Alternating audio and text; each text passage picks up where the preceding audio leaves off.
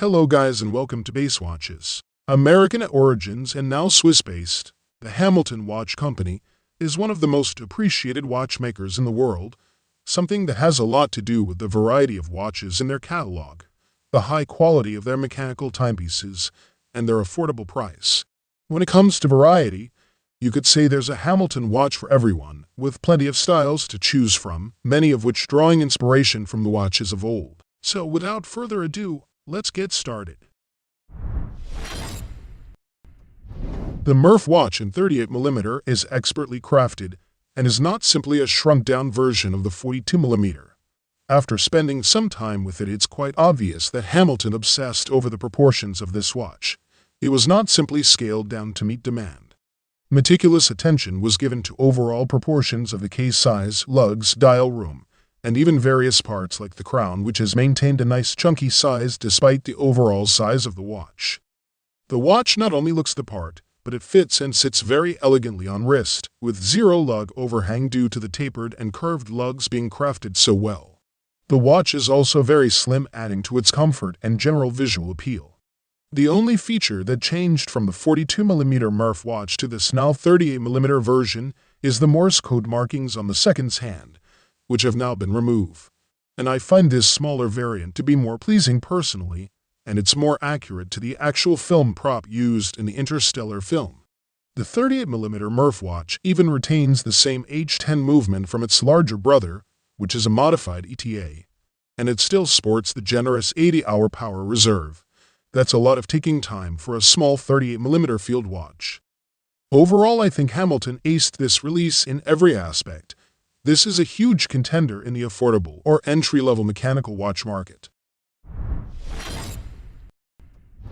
The Khaki Field Mechanical is on the smaller side, at least for a modern watch, at 38mm. The original mil-spec timepieces of the 60s were a mere 34mm, a size that was relegated to women's watches for a time, but is making a comeback of late. The bump in size is understandable, and at least Hamilton kept the matte-finished case super thin at 9.5mm, which, more than anything, gives the watch its vintage feel. Too often, reissues have been needlessly bloated reinterpretations of their forebearers. If you do want a needlessly bloated reinterpretation of the Khaki Field, however, Hamilton also offers it in 42mm. Inside the watch, you'll find a hand-winding movement. While the first generation of Khaki Field mechanical watches used an ETA 2804, the current generation has an updated movement, as does nearly every brand in the Swatch group using movements from its sister supplier ETA. Dubbed the Age 50, this is an evolution of generation of movements that included the 2804, and it features a range of upgrades including, most notably, an extended power reserve of 80 hours. In conclusion, the Hamilton Khaki Field Mechanical is a robust and straightforward timepiece that pays homage to military watch aesthetics. With a durable case, a practical and legible dial design, and a manual winding movement, this watch is an excellent choice for enthusiasts who appreciate a no-frills approach to timekeeping. Let's start by looking at the case. Just like the original W10, the Pilot Pioneer has a tonneau and cushion-shaped case with a brushed finish. The brushing keeps the watch looking toolish, but it also looks more refined than the bead blasting seen on the Khaki Field Mechanical. The size of the case is a modest 36mm, with a lug-to-lug of 41mm, and a thickness of 10mm. This is pretty much the same size as the original Hamilton W10, and I'm glad to see Hamilton resisted the urge to upscale the watch for a modern audience. I find that the watch wears pretty true to these dimensions as well. However, it's the dial that really demonstrates just how much of a step up the Pilot Pioneer is over the KFM. Whilst the dial of the KFM is flat and functional, the dial of the Pilot Pioneer is packed with different finishes that draw the eye from one spot to another. For starters, the dial itself has a sandpaper-like finish to it. It's subtle, but it imparts just enough texture to prevent the dial from being dull. Just like the Khaki Field Mechanical, the Pilot Pioneer uses Hamilton's H50 movement. It's essentially a modified ETA 2801, and it has 17 joules, a 3 Hz beat rate, and an impressive 80-hour power reserve. In conclusion, the Hamilton Khaki Aviation Pilot Pioneer Mechanical is a fitting tribute to the brand's heritage in aviation timekeeping. Of all the watches I have, none of them are versatile enough to move between almost every situation I encounter. From a short day hike to a nice date night. My watches to date have either tended to look too rugged or too delicate, none striking the right balance.